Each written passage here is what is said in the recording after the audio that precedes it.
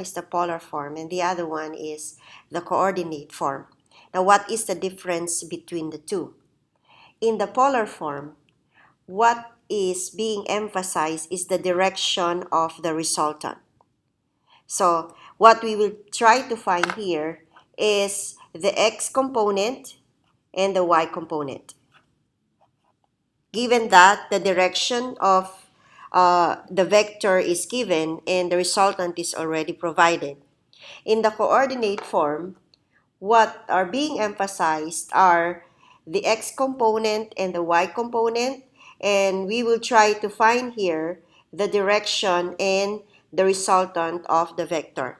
Now, that is the reason why we can express polar forms to coordinate forms and vice versa.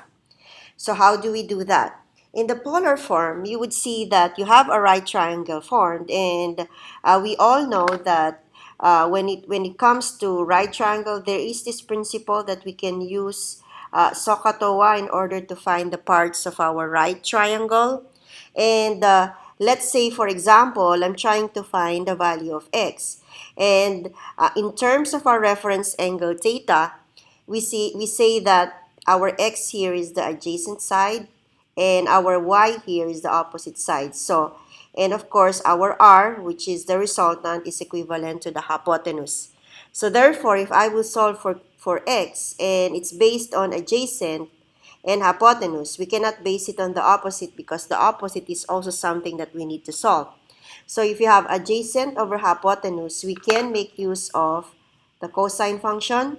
So therefore, you have cosine theta is equivalent to adjacent over hypotenuse, which is x over r.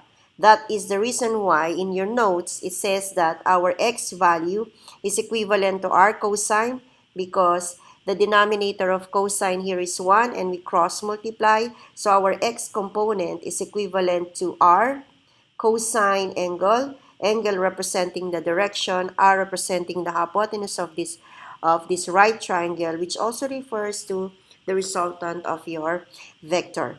And if we solve for y, it's opposite over hypotenuse, so therefore we will make use of the sine function. And so, sine function, which is the sine of theta, is equivalent to y over r. That would be in terms of r, assuming that we still don't know the value of x. So by cross multiplication, our y value is equivalent to r sine theta. Okay? Bear in mind that these are the lengths of the sides of your right triangle. It's actually the movement of your vector from 0 vertically, which is y, and horizontally, which is x.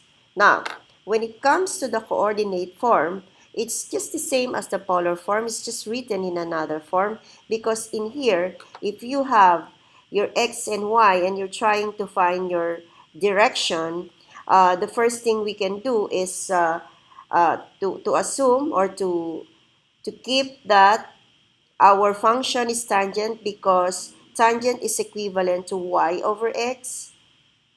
Okay? And it's based on the reference angle, it's opposite over adjacent. That's the reason why to find your angle, it's equivalent to the inverse function of tangent y over x. So therefore, to do this, we can find the direction of the vector. What we can find now is the magnitude of the vector, which represents r. It's also like the same thing as a resultant. So to find r, since this represents a right triangle, so we can make use of the Pythagorean theorem. So we know that r squared is equivalent to x squared plus y squared. That's why the magnitude r is equivalent to the square root of x squared plus y squared. And we will be using this principle to convert a form into another, okay, by remembering 4 basic formulas. The first one, for polar form to find the x component, x equals r cosine theta. To find the y component, given that you have the polar form, means that you have the direction and the magnitude of our vector, so y equals r sine theta. Okay, and in the coordinate form, if I'm trying to find if I'm trying to express this in polar form, the first thing we do is either we find the magnitude of our vector given by this formula, and then after that, we can find the direction given by this formula. And of course, it depends on the direction. This one is in the east-north direction. And of course, if you really would like your vector coming from the north-south line, we subtract from 90. Let's keep it this way because our next video will be about changing polar form into coordinate form and then coordinate form into polar form.